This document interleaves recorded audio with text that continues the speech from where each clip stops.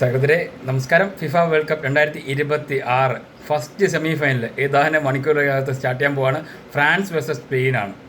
ചരിത്രത്തിൽ ആദ്യമായാണ് 1, 2, 3, 4 സ്ഥാനങ്ങളിൽ നിൽക്കുന്ന ടീം സെമി ഫൈനലിൽ വരുന്നത്.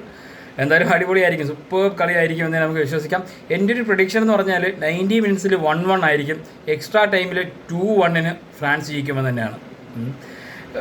ഫ്രാൻസ് അസാധി ടീം തന്നെയാണ്. ഇത്തവണ കപ്പടിക്കത്തൊക്കെ പറയത്തൊക്കെ ഇപ്പോൾ ഉള്ള 4-ൽ ബാക്കി എല്ലാവരെക്കാട്ടിയും കുറച്ചുകൂടെ മുൻതൂക്കമുള്ള ടീം ഫ്രാൻസ് തന്നെയാണ്. ഏതാണ്ട് ഒരു 50% ഫ്രാൻസിനും ബാക്കി 3 പേർക്കും കൂടെ ചേർന്നൊരു 50% ഞാൻ കൊടുക്കുന്നത്, ഇൻക്ലൂഡിങ് അർജൻറ്റീന. അമ്മാതിരി ടീം തന്നെയാണ് ഫ്രാൻസ്. ഇനി സ്പെയിൻ എന്തായാലും ഒരു പൊസിഷണൽ ഫുട്ബോൾ ഓർഗനൈസ് ചെയ്ത് തന്നെ ആയിരിക്കും കളിക്കുക. അതേ നമുക്ക് എക്സ്പെക്ട് ചെയ്യാം.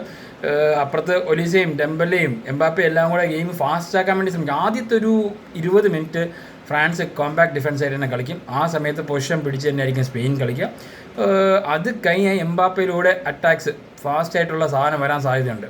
ഇന്ന് സ്പെയിനെ എംബാപ്പയെ തടുത്തു നിർത്തണമെങ്കിൽ ചെയ്യേണ്ടത് എന്ന് പറഞ്ഞു കഴിഞ്ഞാൽ വൺ ടച്ച് പാസസ് എംബാപ്പയുടെ സൈഡിലൂടെ കളിച്ച് കൂടുതൽ നേരം കളിച്ച് എംബാപ്പേനെ കുറച്ചൊരു 30 മീറ്റേഴ്സ് ടു 35 മീറ്റേഴ്സ് ബാക്കിലോട്ട് ഡിഫൻസീവ് വലിച്ചിട്ട് പിന്നെ ഫ്രണ്ടിലോട്ട് ഓടാനുള്ള ഒരു സമയം കൊടുത്തു കഴിഞ്ഞാൽ അത്രയും പേസ് കുറയും.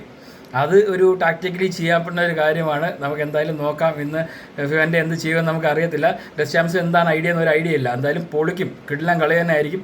അപ്പോൾ കളി കഴിഞ്ഞ് കാണാം. എൻ്റെ പ്രഡിക്ഷൻ ഇങ്ങനെയാണ്: 90 മിനിറ്റ്സ് 1-1, അത് കഴിഞ്ഞ് എക്സ്ട്രാ ടൈം കഴിയുമ്പോൾ 2-1 ഫ്രാൻസ് ജയിക്കും എന്ന് തന്നെയാണ്. അപ്പം കളി കഴിഞ്ഞ് കാണാം. അതുവരേക്കും ബൈ.